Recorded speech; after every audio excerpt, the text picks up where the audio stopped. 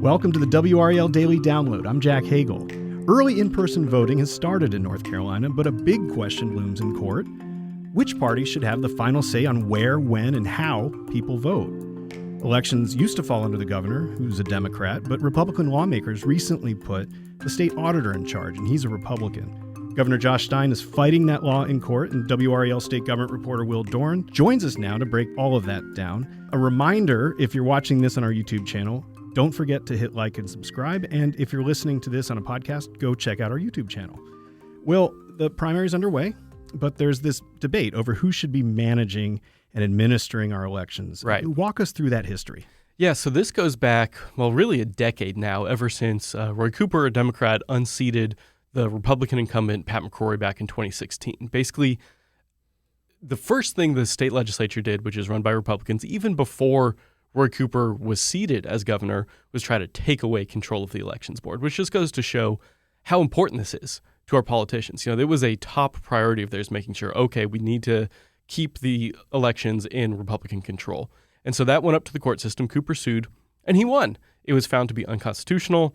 State legislature then tried to change the state constitution, ask voters to let them do this. That lost. It was overwhelmingly defeated at the ballot box. And now, after the 2024 elections, we have another Democratic governor, Josh Stein, and the legislature is trying again. And so far, they've actually been successful this time. Even despite the history of this kind of move being ruled unconstitutional, it's so far been allowed to go into place by the court system, but it is still very much under appeal. You know, like you said, I was just in court for the latest oral arguments in this case. It's very much being actively debated in the court system right now. Now, they passed a law to put it under the control of the state auditor, and that is now Republican Dave Bullock. What is their argument in court for why they should be able to do this? Well, the legislature's argument in court is essentially that they have all of the power in the state.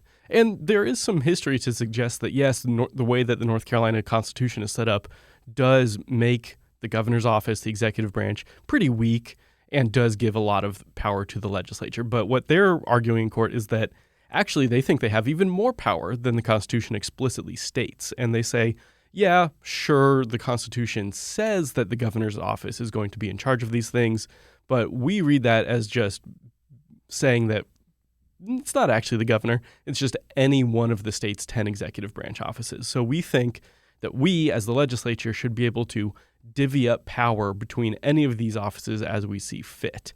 And we have decided that we don't think the governor should be in control of elections. We think it should be the state auditor instead. And so we are just going to give that power to the auditor, and there should be nothing that the courts can say or do about that. Has the auditor made any changes so far? He has made some changes. You know, we have obviously seen all of the county boards of elections switch over from Democratic to Republican control. The state board of election has done the same thing. And what those new boards have done is they've made changes to the location of early voting sites for the primary that we're in the middle of right now. They've made changes to the hours of early voting in certain counties, eliminating Sunday voting, which is very popular with black voters. And then they've also just hired new staff. You know, one of the first things they did after switching partisan control was firing the former elections director, Karen Brinson Bell, who was a Roy Cooper hire, and replacing her with Sam Hayes, who was a top lawyer for the Republican state legislature.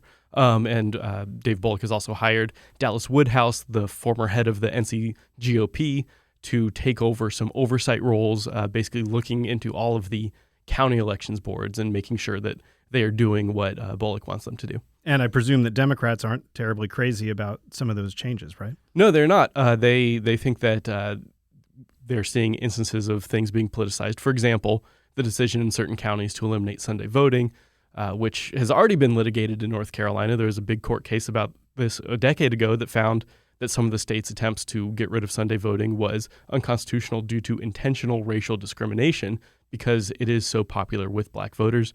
But we are now seeing not a statewide effort to eliminate it, but certain counties chipping away at it again. Now, when the tables were turned, what were Republicans complaining about when elections were under Democratic management? Oh, they had complaints as well. I mean, just as you have Democrats now saying that Republicans are politicizing elections, yes, when Democrats were in charge, Republicans said that the Democrats were politicizing it. They point to, for example, in 2020, a legal settlement that the state board made that extended the deadline for mail-in ballots to come in. If people remember that year, COVID was still in full swing during the elections. A lot of people were voting by mail. The mail was getting slowed down, bogged down because of all of this. And so they said, yeah, you can have additional days after the election for your ballot to come in and be counted. And that obviously led to a lot of complaints by President Trump, who lost that year's election, blaming mail-in ballots and late arriving mail-in ballots for his loss. Now, of course, President Trump won North Carolina that year, so a lot of his complaints didn't target North Carolina. He really mostly targeted states that he lost, but it really hit home for a lot of Republican voters, Republican politicians, that they really disagreed with that decision. Well, let's take a quick break. When we come back, we'll hear about what State Auditor Dave Bullock is doing to build trust in elections. Stick around.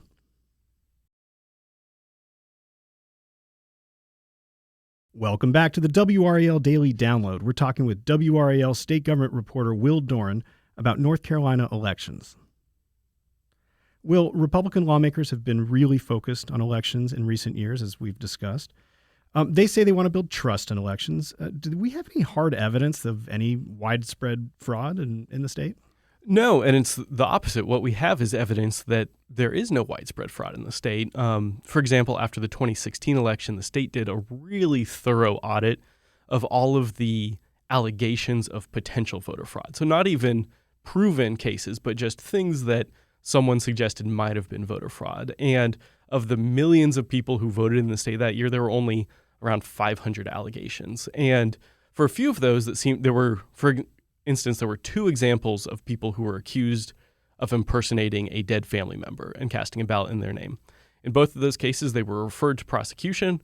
The prosecutors looked into it and decided not to bring charges. And for the record, both of those cases were Republican voters who were accused, Republican prosecutors who chose not to bring the charges. There were other cases of people potentially casting two ballots in different states, or people who were voting when they were on probation for a felony and they shouldn't have been voting. And again, in a lot of these cases, there was no investigation into potential criminal activity. But what the Elections Board found was that there were so few of these cases. It was such a tiny number, and it involved people on both sides of the aisle, Democrats, Republicans, that it wouldn't have changed any of the results of the elections, even if every single case had been true, had been proven. And so, yeah, we know that, yes, sometimes people do break the law, whether that's intentionally or unintentionally, but it happens so rarely and, again, on both sides of the aisle that it really doesn't actually affect the results. Now, lawmakers have passed a number of elections laws in the past few years. What did they look to reform? What did those do? Yeah, they've passed a lot, and some of it is aimed at increasing transparency and oversight in the elections. For instance, we've seen some new laws that give poll observers more power and more freedom. These are people who are hired by the political parties to go to polling places and make sure that no funny business is happening. And so they've kind of expanded the power of those poll observers. And they have also done some things to decrease transparency in elections, particularly around campaign finance laws. We now have a new law that says that the state can't acknowledge the existence of investigations into politicians who are breaking campaign finance laws until those end and end badly for the politicians. So if someone, for example, gets investigated but then settles, pays the state some money to make that investigation go away, the public can never know about that. Now, lawmakers also approved millions of dollars for upgraded data systems. This comes after a pretty high-profile case, a challenge over a state Supreme Court case. So can you kind of walk us through that case and then maybe explain how an upgrade might sort of help in that situation? Yes, this is an example that Republicans have pointed to verify that people are who they say they are. And it happened, the 2024 state Supreme Court race was really narrow here in North Carolina. Democrat Allison Riggs, who is the incumbent justice, won that by 700 and some odd votes out of, again, millions. The Republican in that case, Jefferson Griffin, challenged the results. He was trying to overturn it, make sure that he could win and be seated on the court. He lost in federal court. But even though he lost that effort to overturn the results, he succeeded in getting some changes made to future elections and right now how we handle the voter rolls in the state. And what he pointed out was that the state's database has some errors in it. And this is due mostly to just government election or DMV workers when you go and sign up to vote. they write your name down wrong, or they accidentally get a number wrong in your social security number, your driver's license, whatever. Say your name is O'Rourke, and they just forget to type in the apostrophe in O'Rourke. Well, that would show up as you not actually matching who you say you are. And so there's just lots of little tiny issues like that, but it affects hundreds of thousands of voters here in North Carolina. And so the Trump administration sued over this. The State Board of Elections, now under Republican control, said, Trump administration, you're right, we will fix these problems. And they're now going through and trying to help clean up these voter rolls and ensure that people are who they actually say they are. So those millions of dollars that lawmakers approved for the data systems upgrade, that's pretty relevant after that Griffin case. Absolutely. Tell us about that, and then also tell us about some of the things that Dave Bullock is doing to manage that project to help build trust. Yeah, so there is a big project underway that he's started with, again, this support from the legislature to modernize really all parts of the state's elections system. So, for example, the campaign finance software that the state uses hasn't been upgraded since, I think, the 90s.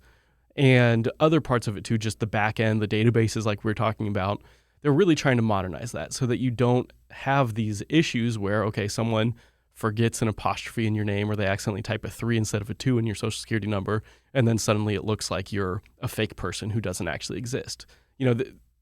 Rather than relying on humans to do a lot of this stuff, they're trying to get more computer programs involved and really fix it up. And yeah, like you said, it is a new effort by Dave Bullock. And even as he faces these accusations from Democrats that he is politicizing his office, this specific commission that he set up to look at all of this, figure out which ways we need to modernize it, is absolutely a bipartisan effort. It really stuck out to me when he announced it. There were a lot of Democrats on this commission, some academics who specialize in political science here in North Carolina, some of them who we quote frequently on WRAL, and then some Republicans as well. And, you have political appointees, you have professional staffers, so it really runs the gamut, just really everyone who pays attention to elections in North Carolina for different kinds of jobs from different political points of view has representation on this committee looking at how we can modernize the systems. And our colleague, Caroline Yaffa, spoke with Bullock recently. What did he have to tell her when she asked about independence with elections management? Yeah, he acknowledged that, yes, he's a Republican. He ran for office as a Republican. He's not pretending like he's not.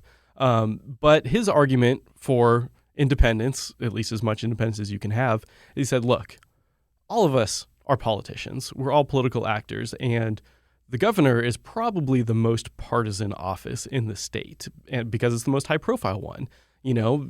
By issue of being the auditor, it's a little bit lower profile, and it's just focused on auditing, making sure that things are happening like they should. So he said, I have a little bit more leeway to leave partisan politics at the door when I do this kind of work than the auditor does, who has a much bigger microscope on him from voters of the state. Now, we mentioned at the top of this that early voting has begun.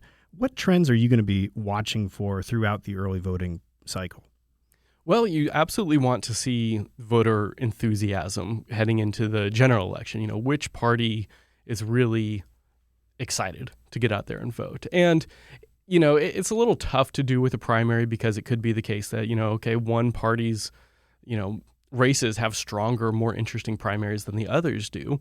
But in general, it can help if you say, okay, well, we had X% turnout in the state, but, Republicans were actually way more engaged or Democrats were way more engaged. So that's definitely one thing we'll be looking at. But in general, just primaries in general, especially for a midterm, we might have 15, 16, maybe 20% of the state show up and vote. And the really important thing to know about primaries is, especially for races like the state legislature, for Congress, most of those in North Carolina are decided in the primary election. There are very few competitive districts for those offices like state Senate, state House, U.S. House of Representatives. And so if you have a race that is in your backyard for one of those, the primary is probably your best, if not only, chance to really make your voice heard on who you want representing you. Going to be an interesting few weeks and months ahead. It is. Thanks, Will. That's WRAL state government reporter Will Doran for our coverage of elections, everything from how to vote and races to watch. Go to the NC Capital section of WRAL.com. I'm Jack Hagel. Thanks for joining us, and thanks for listening to the WRAL Daily Download and for making us part of your morning routine. Another great way to get WRAL news, in addition to our YouTube channel, is the Morning Briefing newsletter. It's a daily email with Triangle news, events, and headlines to help you get ready for the day. Sign up at WRAL.com/newsletter.